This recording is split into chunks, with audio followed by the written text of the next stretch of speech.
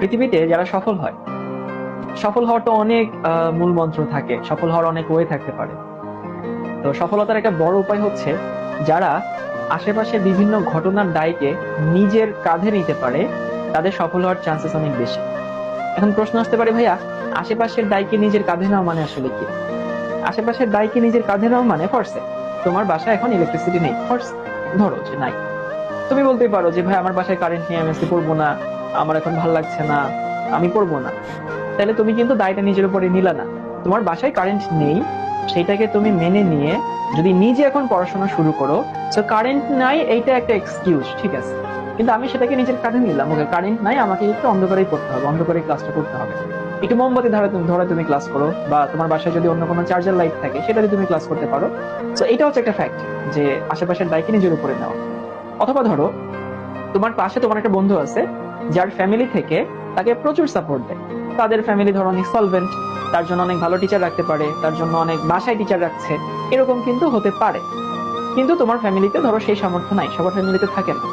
তো তুমি করতেই পারো যে আমার আব্বু আম্মা আমাকে অনেক ভালো টিচার দিচ্ছে না, আমি অনেক ভালো খাবার দাবার খেতে পারছি না, আমি ভালো স্কুলে পড়তে পারছি না, তার মানে আমার পড়াশোনা খারাপ হবে। কিন্তু তুমি যদি সেইটাকে দায়টাকে নিজের উপরে নাও যে হ্যাঁ, আমার আম্মু আমার আব্বু যেহেতু আমাকে ভালো টিচার দিতে পারছে না, সেইটাকে আমি নিজের উপরে নিয়ে আমি একটু বেশি পড়াশোনা করবো, ও যদি 3 ঘন্টা পরে আমি 5 ঘন্টা পড়বো।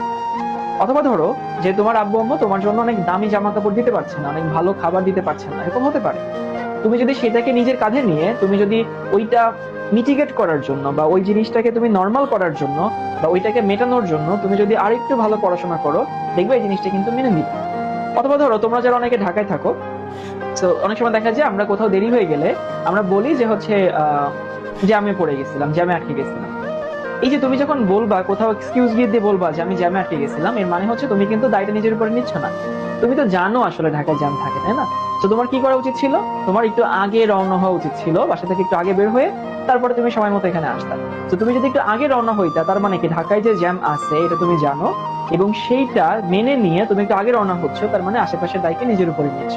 তো এটা একটু মনে রাখবা যে লাইফে যারা শাইন করে, এখানে ম্যাক্সিমাম মানুষ এবং বিভিন্ন প্রতিবন্ধকতা আমাদের থাকে, বিভিন্ন লিমিটেশন থাকে, এইগুলো কিন্তু আমরা আমাদের হাতে থাকে না আর কি। So আমরা পরিশ্রম দিয়ে ওইটাকে আসলে মিটিগেট করতে পারি। আরেকটু কথা তোমাদেরকে বলি যে ধরো পৃথিবীতে মানুষ শাইন করার পেছনে যে কোনো সেক্টরে 4টা প্যারামিটার আছে। এই 4টা প্যারামিটারের মাধ্যমে মানুষ লাইফে সফল হয় যে কোনো সেক্টরে।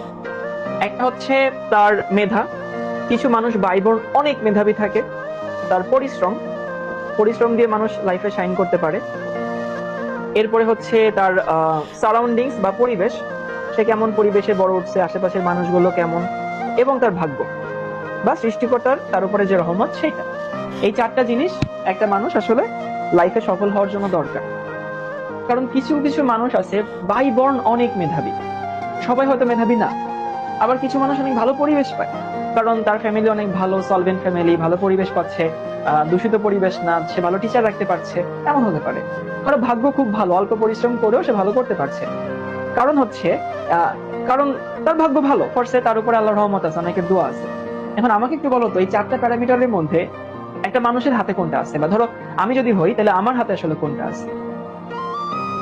প্রথমটা নিশ্চয়ই আমার হাতে নাই, কারণ আমি মেধা, কতটুকু মেধা আমার আছে এটা আমি কখনোই চেঞ্জ করতে পারবো না। আমি বাইবর্ন যতটুকু মেধা নিয়ে জন্মাইছি ওইটাই আমার। আমি পরিবেশটা চেঞ্জ করতে পারবো না, কারণ আমার আশেপাশে পরিবেশ আমার ফ্যামিলি দিবে, আমার সমাজ দেবে, এখন সেটাও তো আমি চেঞ্জ করতে পারবো না, আমার ভাগ্যটাকে আমি চেঞ্জ করতে পারবো না। তো আমরা আসলে আমাদের হাতে আছে হচ্ছে এই 2 নম্বরটা, পরিশ্রম। সেই জন্য কখনো যদি মনে করো যে তোমাকে সাকসেসফুল হতে হবে, যেহেতু এই 3টাও অনেক বড় প্রভাব রাখে, বাট ওই 3টা আমাদের হাতে নাই, আমাদের হাতে আছে পরিশ্রম। তুমি যে কোনো সেক্টর, তুমি পড়াশোনা করো, তুমি বিজনেস করো, তুমি জব করো, তুমি যাই করো, তুমি যদি পরিশ্রম না করো, সেখানে যদি মেহনত না দাও, সেখানে কি তুমি ভালো করবে না? এই যে কিছুক্ষণ আগে কে জানি বললো কেমিস্ট্রি বোরিং, কেমিস্ট্রি বোরিং কিন্তু পড়তে হয়। এই যে বললাম না, তোমাকে আসলে মেনে নিতে হবে কেমিস্ট্রি বোরিং, বাট পড়তে হবে। তোমার কাছে মনে হতে পারে যে হ্যাঁ আমি আমার ফ্যামিলি ভাইয়া ভালো টিচার দিচ্ছেন, আমাকে ভালো টিচার পাচ্ছি না, আমি আমার বন্ধু তো বাসায় টিচার দেখে পড়ে।